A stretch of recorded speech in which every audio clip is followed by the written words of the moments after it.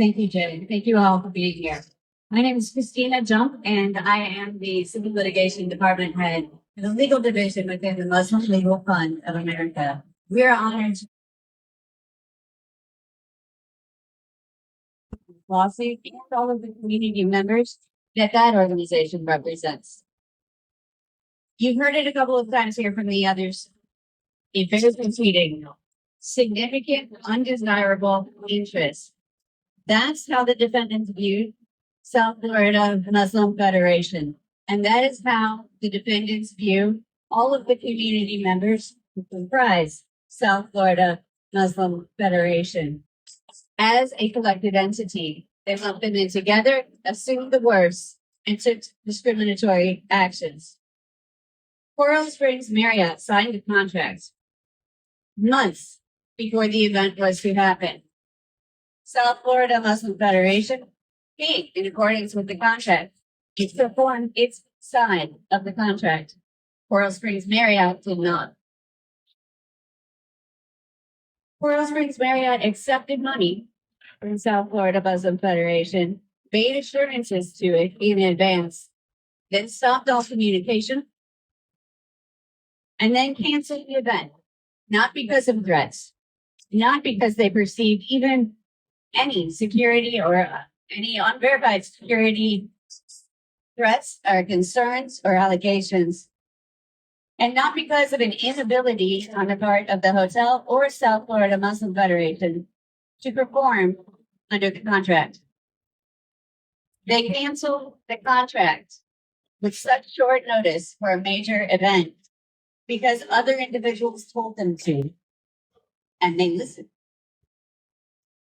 Because all defendants grouped the numerous members who comprise South Florida Muslim Federation and grouped them all in together and labeled them all as significant, undesirable interests. Why? Because of who they are. Because of where they come from, because of what they believe. Not because of any viewpoint, but because of how they phrase. Religious freedom is a foundation freedom for our country. It is the cornerstone of the formation of the United States of America. Our laws protect the right of different religions to pray differently, to believe differently, to have different faiths, and to observe the tenets of their own religion without interference, without discrimination. The actions of these defendants violates the law. Coral Springs Marriott and the rest of the defendants viewed South Florida Muslim Federation in a discriminatory way based on their perceived race, religion, national origin. That violates several federal laws and Florida state laws. Specifically, Title II of the Civil Rights Act, as it's referred to, required places of public accommodation, like a hotel, like the Coral Springs Marriott, not to discriminate. It's referred to as Section 1981 of the Civil Rights Act. It prevents interference with a contractual right and with the ability to contract, to form contracts, and to follow through on them. If based on race, national origin, and conspiracy to deprive any individual of their civil rights violates what's referred to as Section 1985. All defendants are guilty of violating these federal laws as well as their Florida state level counterpart laws and causes of action. Most egregious part of this story, as you've heard, and as set forth in the complaint, which is available for your review, is that this was not done by one act. This was not done by one bad person, one person who went rogue. This was an intentional, concerted effort between local officials, including elected officials, who participated, encouraged, and even orchestrated the discriminatory and illegal act described in the complaint. They forgot their responsibility to the community that elected them. That includes all members of the community, and it includes all races, all national origins, and all religions. This community deserves better. We all do. Fortunately, the law requires better. This lawsuit, filed this morning with Jay Shahada and by the attorneys within the Civil Litigation Department, the Muslim Legal Fund of America, assures that there will be accountability under the law for those who violate the law. And there will be remedies for those who are injured by discriminatory actions that violate the law. I am personally honored to be a part of this. I've worked with them, very impressed with the work that they do and the way that they have handled such an adverse situation that never should have occurred in the first place. I and the Muslim Legal Fund of America are honored to file this lawsuit, and we are honored to represent the South Florida Muslim Federation. Thank you. And back to the mic. Do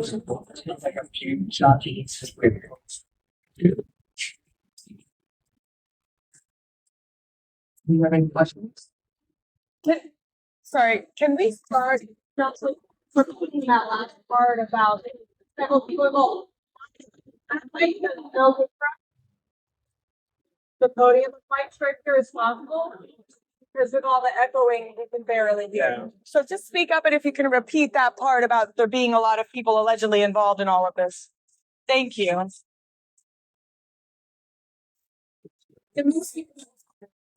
Here that's described in the lawsuit is that it wasn't just one bad actor. It wasn't just one person who went from to actions nobody else done.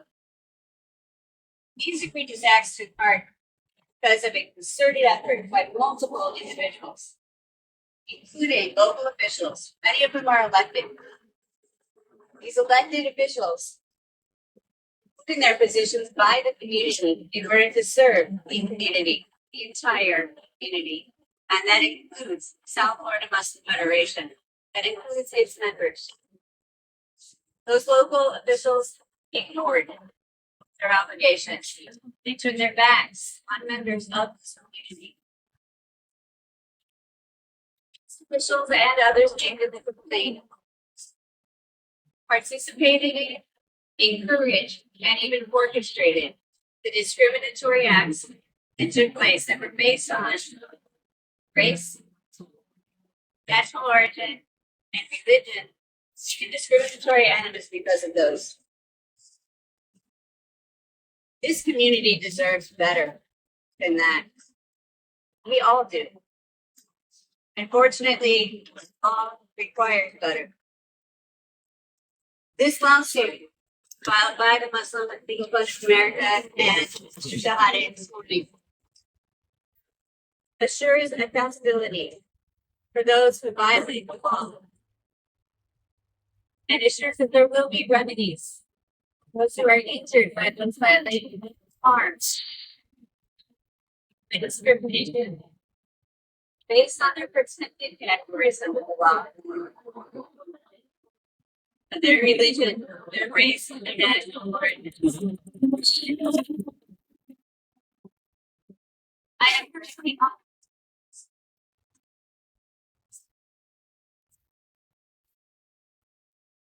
Muslim Legal Fund of America is honored Civil Division filed this lawsuit and to represent South Florida Muslim Federation. And we are honored to try to right these wrongs, try to correct, remedy the actions. We can't undo them. But we can hold those accountable, did the wrongs, discriminated, and we can get remedies and show that they will not put up with this and that it's not acceptable in this community. Really quick, can you just two things? Number one, just say your first and last name again and spell it. Yes. And then I have a question after you do that.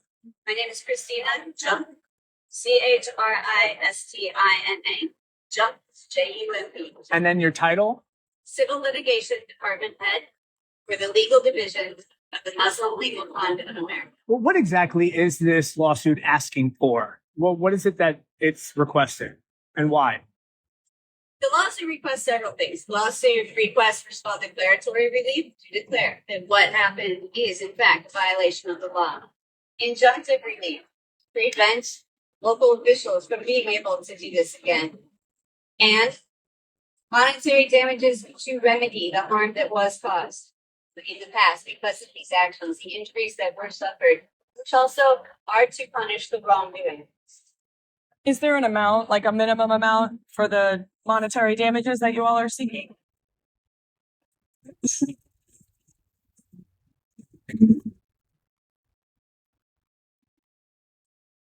And it's not a specific dollar amount stated within the federal jurisdiction because of our federal law. Therefore, we don't state a specific amount. Again, that will come as the lawsuit proceeds. Specific forward and in part. Can I ask you a question as well? Yeah. And one more time, just so we have it on tape, the spelling and first and last name and title. Get in there. Follow the traffic laws. Yeah. The lights red. Yeah. So Samir Parkland, SAMIRKAKLI, resident of South Florida. So what have the last, this happened all the way back in January, this specific incident. What have the last couple of months been like for the Federation? Couple of months. We're actually planning for our next month, January. We're fighting forward. At the same time, like Christina and Jay said, we can't just stand idle. To with the question that happened. We have to stand up, otherwise, who's to say this won't happen again, including our next conference. So that last Things going on. that last conference that was canceled, you guys ended up holding it, but somewhere else. What was that process like? Because it was almost like it had to be planned more under the radar because there was so much noise around it. It's not only had to be put under the radar, it's, you had to redo everything. Just about everything. Let's say 70% of the work that I listed out to you, we had to do it again. New flyer, new posters, new speakers. Some of the speakers weren't available. We traveled. So it was organized. We had organized hiring another conference. 6 months of work. It was wiped out. Is it? We had another 5 weeks to redo. So we scrambled to redo it, but we were able to do it a little different. What was the last conference like? It was successful. Wasn't up to the level which we would want it because of obvious challenges of the planning. We missed getting some of the speakers, for example, that we did. But we were able to find backups, and we had positive attendance in 2 days. At the same time, as you said, we had to do it to the radar. We were actually amazingly get our families and communities together. We couldn't even publicize it in a way. And this is just like how sad is that. We had to keep a lot of the publicity on private channels within the community, WhatsApp groups, emails, things like that. We had to keep the location secret. Not disclose the location publicly, except for people who want tickets and whatnot. That was really right before. So it's very challenging. And I imagine it's got to be very difficult, according to the complaint, to be called pro-Hamas sympathizer or anti-Israel. How do you respond if those people happen to be listening to our reports? What would you say in response to those claims?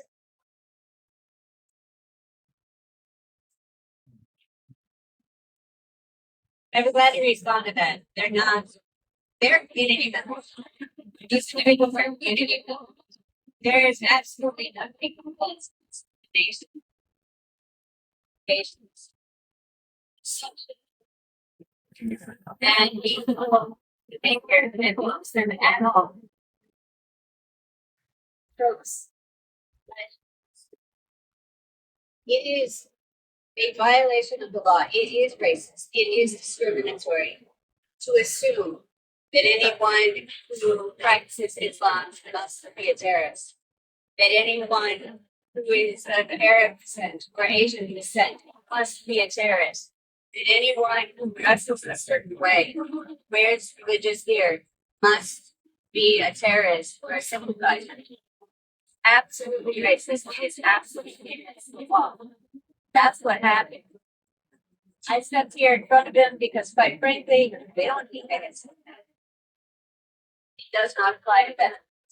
They're like all the rest of the cleaners. Would have something on that, which is no group needs to defend against tropes in order to be treated equally. It's just not required. That's an absurd standard. It doesn't apply anymore. Any other? Can you step up and just tell me your first, last name, and spelling out also? My name is Jalal Shamar. Spelled Jalal, last name Shahada, Shehadeh, and everybody calls me James. Okay, and then your title. I'm an attorney with Shahada LLC with Catherine. Okay, I mean, also from your perspective, what have the last couple of months been like? I would say the last year has been very difficult for the communities. The last couple of months have been difficult. I wouldn't say the last couple of months have been last year, but get the stiffness for black right now file this lawsuit. That's certainly brings some limitations. Is that rating brings lawsuit brings some limitations. Can you clarify also the city's responsibility in all of this? Yeah, so it is outlined in the essential release form, which is a legally anti-Muslim organization, began to try to rally supporters for its cause of canceling this Muslim event. By the way, they will state what their position on their website exactly. City of Parkland, I guess, fell for the arguments that the Middle East Forum was making. And so the mayor himself, Rich Walker, ended up taking it upon himself to try to get this event canceled. He met with the Marriott and made multiple phone calls. He has hundreds of emails from community, individuals in the community thanking him for getting this answer. So he was a direct involvement, which is also important. How do you know that the mayor was that deeply involved? In the Florida Sunshine Law, we got a public records request and we got a copy of every one of those things. And by the way, I want you to know that at the end of this, he was taking a victory lap. That he was happy that he was able to make this happen. And you can see that through the emails that we got through the public records.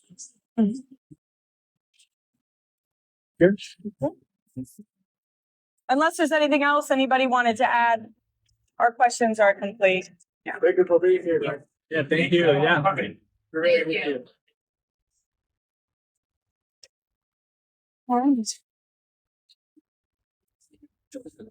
Thank you for hanging up. Melissa, you almost had a story.